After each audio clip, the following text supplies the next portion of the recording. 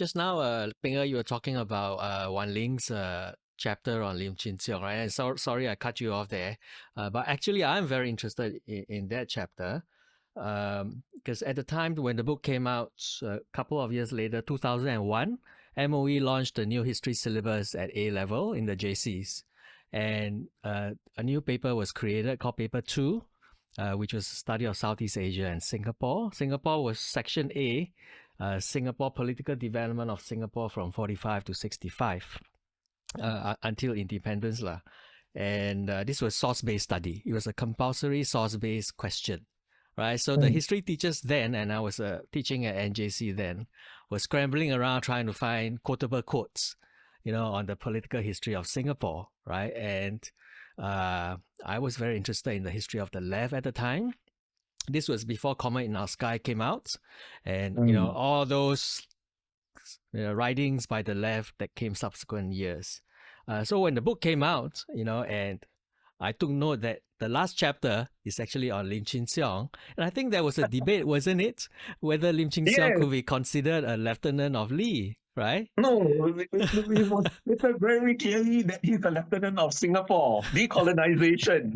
Lee Kuan Yew needed him just as he needed Lee Kuan Yew. It was a united front. Yeah. Okay, they needed each other. But the left was so outraged. They just took it out of context and they are outraged. They say, how can these two chaps, Kevin Tan, Lam Peng, classify Lim Chin Siong as a lieutenant of Lee Kuan Yew?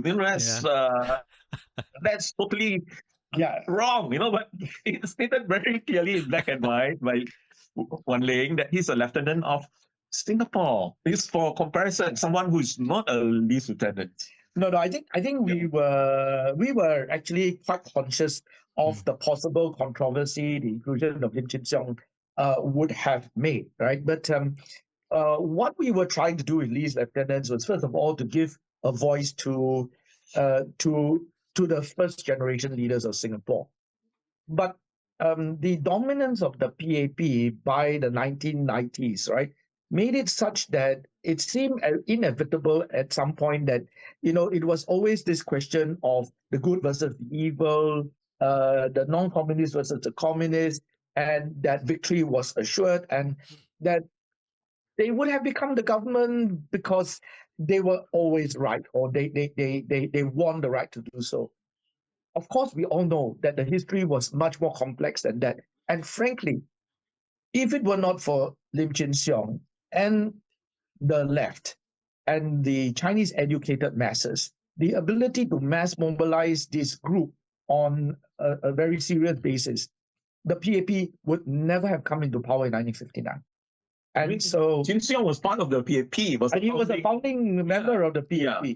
So we felt that, yes, we have to put him in there, if nothing else, to be a symbol, the leading symbol of that left, that history that somehow got left behind.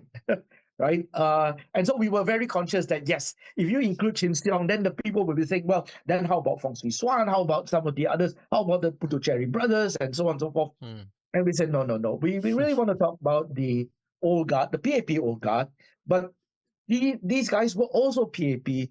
And Chin Siong, in a way, was the epitome of that group that became vanquished, that were vanquished, right? But should not be forgotten. Yeah. So how exactly was this your ideas, both of you, or was this Wan Ling's idea to write about Lim Chin Siong? No, it's Peng's idea. Yeah, you got Wan Ling to write it, is it? Wan Ling agreed. I kind of, at the time when Kevin and I become about it, may appear like a half-baked idea, but who's going to write about Lim Chin Siong anyway in Singapore, right? Who's going to put the neck out on the chopping block and write about Lim Chin Siong? It's not a mainstream narrative. It's not part of Singapore's historiography, right? But Wan Ling naively, bravely, wisely decided to... And Wan Ling is a literature professor. He's a postmodern literature scholar, third historian. Yeah. But I think it all goes down to the fact that in our generation, while we all may have pursued different disciplines professionally and academically, we were just as at home in the milieu of the political, of the social, of the cultural. We never saw ourselves as just being lawyers or as political scientists and so on. We were just young Singaporean scholars who should be interested, who want to be interested, and who want to talk about and write about Singapore. And I think that, therefore, immediately widens our horizon. So it doesn't matter that you have an English professor writing about political history. And this book of ours, at least Lieutenants, became part of Singapore's national curriculum for the students. Yeah. In fact, there are quite a number of quotes lifted from the book, which appeared in Singapore's national education. Yeah. I wasn't so conscious about it until a number of kids, from my Sunday school, from the youth of my church, Chapel of Christ the King, say, "Hey, Dr. Lam, hey, for our social studies, you are mentioned, your book is mentioned. Is that so?" Then I say, I must buy a copy. I have to go to Popular Bookstore and buy a copy. And truly enough, they were not pulling my leg. And it was part of their social studies, historiography. So when we did this book, we did not anticipate that it will become mainstream, to be adopted by the Ministry of Education. And it became a national bestseller, the first edition and the subsequent revised edition. Yeah. I think the first edition sold close to 8,500 copies. And the second one also almost as many, from what I can tell. So as sort of an academic type of book, that's not too bad as far as Singapore is concerned. So fingers crossed. I'm not sure when the Founders Memorial is up whether they'll be selling this book or not in their bookstore. I'm not sure. Well, I think the appearance of the book at the time was quite timely because there weren't so many studies about the other first-generation leaders. I recall distinctly being called up by both the National Museum, subsequently by what was MediaCorp's predecessor, TCS, I think, or I can't remember now. It was TTS. Anyway, the national broadcasters and the head of documentaries at the time, Chandra Mohan, was very, very anxious to make use of the material that we had gathered in the book to prep all these videos, these documentaries of these first generation leaders. These were all done prior to their deaths, so that when the time comes, you just pull it out and then you can start playing this, as a tribute. So it just goes to show that even national institutions didn't have that much material in one place of many of these first generation leaders, and they found this to be a pretty good handbook, right? Yeah. Right. Great. Excellent. So I want to kind of jump ahead, right? The sort of what is called the revised edition, right? Came out in 2018, almost 20 years after the first one. You also got it. Great. And more striking cover, right? Yes. Well, this is by Straits Times. Yes. Straits Times Press. Yeah. Yeah. So am I right to say that there is a new preface in the book, but the content of the content itself really is, because you said in the preface this is really a reissue rather than a revised edition. So the content is mostly the same? The content is exactly the same, except for so the beginning and the end are different, right? So the preface and the introduction are different, and then we did a new epilogue towards the end in a way to catch up. I mean, you with an old book like this, you have only two options. One, to publish it as if it were a facsimile edition, right? Historical. Two is to revise the book. Now, we figured that if we were going to go back and ask each individual author to revise the book, that's not going to happen, right? It would be too hard. So what we decided we would do is to sort of bring the reader up to date with the latest literature that has been produced on these characters, and then sort of do a more retrospective piece thinking through, the evolution of this generation and what it means to Singapore's history and Singapore's politics. And what had happened actually was that by about 2000 or so, um, we realized that the first edition had gone out of print, the one with Ellen and Unwin.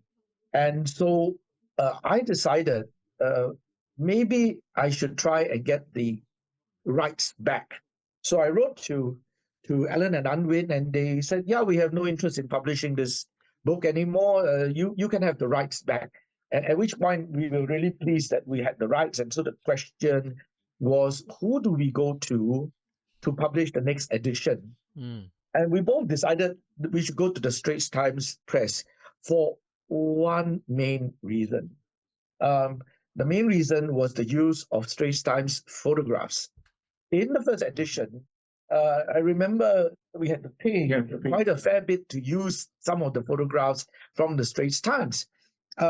But if Straits Times were publishing the book, they wouldn't require us to pay anything. And so we literally had the entire Straits Times library that we could tap on. And that's why if you look at this second... all the pictures are new. There are so many new pictures. Pictures we would have loved to incorporate in the first edition, but we couldn't. And so I suppose it makes it a little bit more modern, I mean, with more pictures and so on. And the other problem was Ellen and Unwin was on a tight budget with this book, and so the typeface was extremely small. I mean, you're almost squinting, and we've all grown older. I think we all need bigger text as well. So this one is set rather more comfortably, much bigger. Much bigger. And the other thing, of course, which was my beef with Ellen Unwin back then when they produced the book, is that there was a preference for endnotes as opposed to footnotes. Personally, I love footnotes for the simple reason is that you don't have to keep flipping back and forth. And so this time we insisted that there would be footnotes. And though it makes it look a little bit more scholarly and academic, I thought that the convenience was worth it. Right. So you have talked about the kind of public reception and how happy you are with it. So I want to ask about specifically, right, the reception in terms of first, Lim Chin Siong's family. Were they pleased to see this book, where I know it's part of, a Lieutenant of Singapore, but the title is, of course, Lee's Lieutenants. And Lee Kuan Yew himself, the Lee family, what was their response to the book? Do you know if there was any response to the book? We did not hear any negative responses from Mr. Lim Chin Siong's family. Neither did we hear anything negative from Mr. Lee Kuan Yew himself. I suspect the man must have read the book, with a torchlight under his blanket, After all, I'm just being very cheeky, so don't quote me for it. I'm just being, Kevin, correct me. I'm just being cheeky here. But look, this is about him and his lieutenants. You think the man will not ask his personal secretary to pick up a copy? Yeah, he might be totally oblivious to his lieutenants. But I think being Mr. Lee, he'd like to be well informed about everything. I suspect he will probably flip through the book and he might say the book is wrong. I don't know, but he didn't. Nothing negative was said about it. We did not have any feedback, formal or informal, about these particular reactions. What we did know was that the older guard, the TAP rank and file, were actually very happy with the book. In fact, at the launch, I remember we had the many launch. of the MPs turned up. Yeah, many of the MPs, retired MPs. We had it at the City Hall chambers. All right, and it was a huge turnout, and a number of them came up to us actually, and they said, "Well, you've done the lieutenants now. How about the sergeants and corporals?" Warrant officer. See, that's what you have done to yourself. So I think we all had to very politely say, we'll think about it, but that would have been a gargantuan task. And one of the MPs actually approached me, something totally personal. It's fun. He said, "Dr. Lam, do you think the PAP government will will increase the improve on the MP's pension. Our pension is not very much.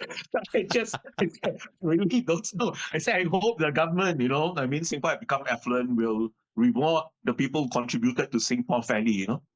Yeah, but the guy, he wasn't being cheeky. He was really, Serious. ask me. But I mean, that is really beyond my purview. Beyond my knowledge. But a number of them were quite serious about the sergeants and corporals. But actually, And there is a book on the old MPs, right, by Chiang Hai-ding. I think Chiang Hai-ding did one. Yes, yeah. That's right. Yeah. I mean, it's very difficult. I mean, while we were trying to look at this from a perspective of, scholars of Singapore, I don't think either Peng or I want to be pigeonholed as sort of official historians of the ruling party, of anybody, of any party, right? I think it is a subject of important inquiry for all of us, and for that generation, I think this was a book that we felt had to be done. If we were doing things afresh from now, assuming that somebody else had written Lee's lieutenants, then I think an agenda for Singapore academics might be a little bit different today. We are products of our generation, products of our time, and so we have to respond accordingly, with a view to saying, well, look, I think if we have to spend time doing something, what is it that is worthwhile for us to spend our time on? Right. Yeah. I want to, and this is something that the book, the revised edition, also takes note of, that so much has happened, right, in the intervening years since the first edition was published. So I think that edition was like the beginning of the wave, right, together with Lee's memoirs and maybe Albert Lau's book on the merger. I think those came out earlier. They came out a little bit earlier. Yeah. Just. Correct. And then, you have, after that, books from the left. You have actually developments in public history, right? You have what some historians have called the history wars that happened. You have got the passing of Lee Kuan Yew, the bicentennial a few years ago. Yes. And of course, now the thing is the Founders Memorial that's being built, So I guess the founders, because it's plural, right? It will include many of these lieutenants, if not all of them. So what is your take now on this, your book, right, in terms of these developments in Singapore history? What do you mean? I'll take on the book. The relevance is continuing relevance, or what? Yeah, I mean, you say that the context now is so different, right, compared to when you first wrote it 20 years ago. Yeah. Yes, I mean, what I really meant with that is that the book became what it was. It became important in the general public discourse because it appeared at the time when it did, right? At the time when there was this sort of euphoria with the Singapore story, an attempt to move away from the banyan tree, the big man theory, and so on. Today, I think the writing of history is a much more hybridized. I mean, people from all walks of the entire political spectrum are writing their versions of history, and so that mix is whether we were instrumental in triggering that or not, I don't think so. I wouldn't be arrogant enough to think that we did, but I think it was the start. And that's also because of a wave of sentiment within the academic and sort of non-academic circles in Singapore that we have to have a different version of history. We have to have, it cannot just be the one big meta-narratives. There are different histories that one needs to look at. I mean, you yourself work on a very, very different dimension of public history, right? Which I think is absolutely important. Right, which is why I think I wouldn't reprise this book today. No need to do that. Right, there's enough stuff out there, which is why we want to do the final trilogy, which is looking at the nature of the Singaporean state and its relationship with society. Something that maybe when conceived 30 years ago would have been much harder to write, but maybe today much more can be said and should be said about it. Right. Peng, anything? Nope. Yeah. No, I mean, I think that the last 10, 12 years, the big question that hangs over Singapore history has been the place of Lee Kuan Yew. And there have been so many debates on this, so many writings on this. And that question, I think, has been postponed. It's not really been solved. And now with the Founders Memorial, that question is being, we haven't seen it yet. We do not know, right? What the content is. But I think they are going to include a variety of political figures in that memorial. So that's good. So I see that your book is still relevant because it raises that question of the equals and the relationship between the captain and the lieutenants, and that has been so much at the heart of Singapore history. Yeah, if there are two things I can add. Number one, even though that's going to be a founders memorial and so on, we note that a book about Toh Chin Chai has yet to appear. There are specific books written on Dr. Goh Keng Swee. Quite a lot. Quite a lot.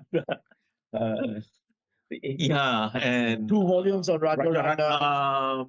But the chairman of the PAP, Toh Chin Chai, I think even till today, the PAP is still not quite sure how a book about Toh Chin Chai. I think Monica Gui was supposed to have written a book, but we haven't seen that yet. Yeah.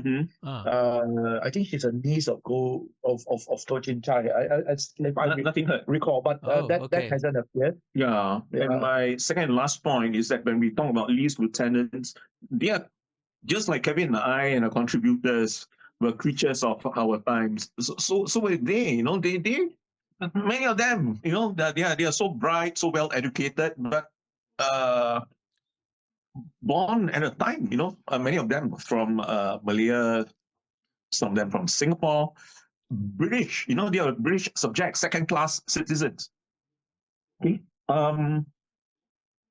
So if I were to rethink and rewrite, I would consider the regional and global context. The regional and global context. You see, when the PAP was founded in 1954, it was just barely a few months after the French lost the Battle of Dien Bien Phu. Dien Bien Phu was lost in May 1954, and the French were out of Indochina, and the Americans came in to fill the vacuum. That's the Cold War context. And even the Lim Chin Siong within the PAP and so on, I think it kind of mirrored the bipolarity. 54, that was before the Great Leap Forward of 58 to 62, Cultural Revolution 1966. What I'm saying is that, sure, that's the personality issue, different outlook approaches about how you deal with British, what kind of Singapore we are going to establish. But the backdrop is the intensifying Cold War between the East and the West, And we have to bear in mind when the PAP was founded in 1954, just a few months after the Battle of Dien Bien Phu, the exit of the French from Southeast Asia into Indochina, socialism was still very, very prestigious. It was just 9 years after the defeat of the Axis powers, If not for the Soviet Union and the conquest of Berlin, from Stalingrad all the way to Berlin, Hitler's bunker. The socialism was so prestigious. We didn't really know at that time, what's happening in China. But the Chinese Communist Party took over China in 1949. So from today's vantage point, we look at guys like Lim Chin Siong, Fong Swee Suan, we say, oh, these guys are radical left, maybe they are communists, United Front. But bear in mind, those days, socialism was actually considered to be a very viable alternative to Western imperialist capitalist democracy, So we have to, we are born in different eras, so we may not quite understand why a certain segment of the PAP felt so strongly about China. If they have felt very strongly about China, I don't think it's purely because of Chinese chauvinism, or they were educated in Chinese schools. They were with the Chinese drama groups, cultural groups, clan associations, and so on. I think it's because in the Cold War era, many people, including intellectuals from the West, considered socialism to be a viable alternative to capitalism. So I think to a certain extent, the split within the PAP, the emerging split, also mirrored that bipolarity in regional and global affairs. Right. Yeah. Right. I think that would have been too complicated for a book then, but I don't know to what extent the Founders Memorial would actually mention the regional and the global backdrop to the emergence of Lee Kuan Yew and his lieutenants and his lieutenants. I find the Founders Memorial a particularly troubling idea. I think it all started after Lee Kuan Yew died, and then there was this outpouring of grief, and then there was a lot of money that had somehow been accumulated, and everybody knew that Lee Kuan Yew did not want himself to be turned into some kind of a martyr, to be lionized and to be iconified in any way. And so then what do you do, right? You can't have a Lee Kuan Yew memorial because that would have gone against the wishes of the old man. Then you just say you lump it as a founders memorial. This is frankly a political construct, right? Founders, I mean, it's not as if Singapore was lost and had to be found or founded by somebody, just in the same way that Raffles founded Singapore. Well, Singapore was around, it's just that he happened to arrive on that particular day in January 1819. So that so I find it to be highly problematic. Problematic mainly because it's a political construct more than a historical a construct, right? I think here is where whatever goes into the Founders Memorial will be a question of political choice more than anything else. I may be, I may take on a slightly more sanguine view than Kevin. Firstly, I think this is kind of exaggeration on my part, but a nation which forgets its past is doomed. A country without a sense of its past, I think the future will rather be bleak, because the past, present, future, is part of the same continuum. And I'm actually quite open to the idea of a Founders Memorial, but how it's going to be done, and I'm sure the memorial will be updated, will be evolved over the decades. It's not necessarily a bad thing. In fact, I just hope, and this may be out of point, and I hope, this controversy which had polarized Singaporeans so badly over the fate of Oxley Road, I just hope that the basement, because the basement of Oxley Road is bigger than just the Lee family, is bigger than just a PAP. It is the place where Dr. Toh Chin Chai suggested, hey, why are we just talking about this belly aching, and at the basement? Let's form a political party and do something about it. Right? Yeah. So personally, Kevin may disagree. Many people will disagree with me, because there's a view, tear the damn thing down. Let's respect the personal preference of the Lee family. And some people say that, no, why don't we wait until the Heritage Board come out with a recommendation, and if necessary, preserve the place. It may have some architectural and historical value. Personally, I just hope that the whole basement will be will be removed and place migrated to the Founders Memorial. I like that. I like that. You like all the furniture, everything. Go there. You can do the replica mosaic or what, Then the whole place, just tear down, have a plug. And if Lee Hsien Yang want to build a hut, that's up to him. I mean, he's the owner, right? But why should we deprive? No, Mr. Lee Kuan Yew is a very pragmatic guy. He is very conscious that because of the height limitation to white snipers and assassination, there are height limitations. You cannot build up. Hey, that's just, it's Orchard Road, right? Oxley Road. No windows facing, no high rise, no nothing facing Oxley Road. So why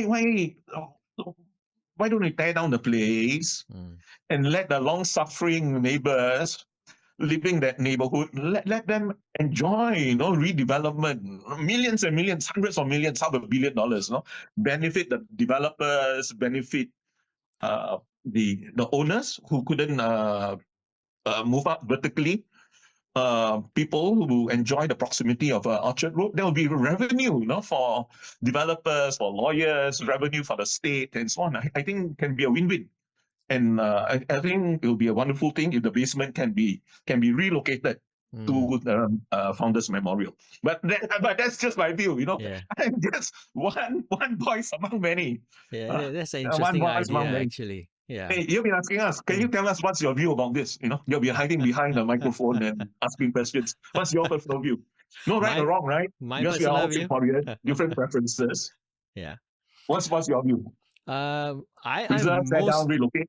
I'm most interested to get the documentation done, right? Because hopefully, if we can do a proper documentation of what were the meetings that were held there and what political decisions were made there, then maybe we can see some of those archives, right?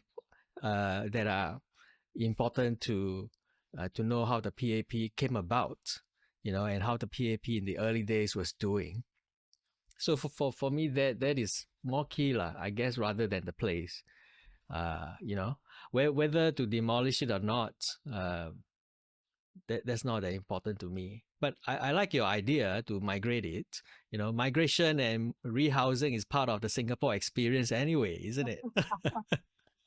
We do it with boxes. Now we do it with basements as well. Yes.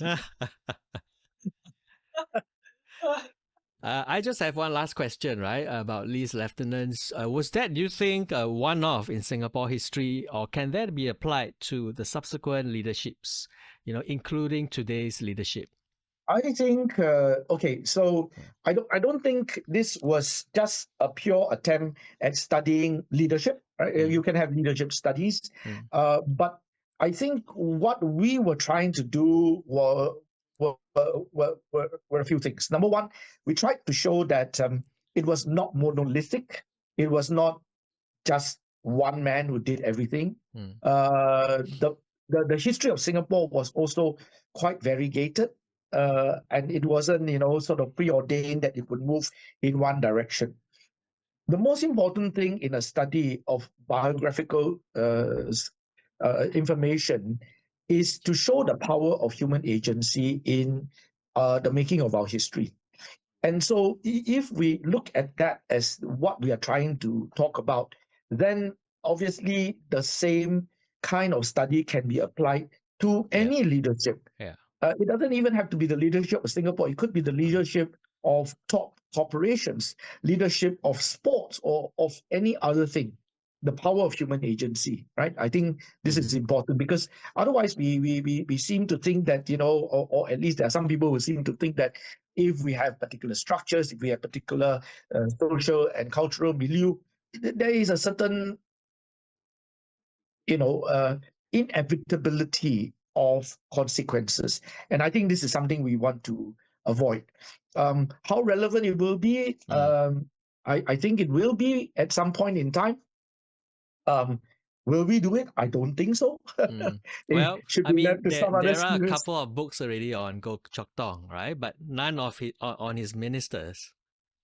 No, that's right. And I think the Goh Chok Tong one is one of them is a biography, the two-volume biography, right? But Sheng Hui. Mr. Jakumar wrote a book.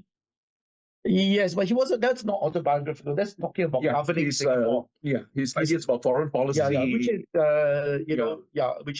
Which is important. George Yeo has written his. But those are musings. They're not. Autobiography is an autobiography. It is George Yeo. Yeah.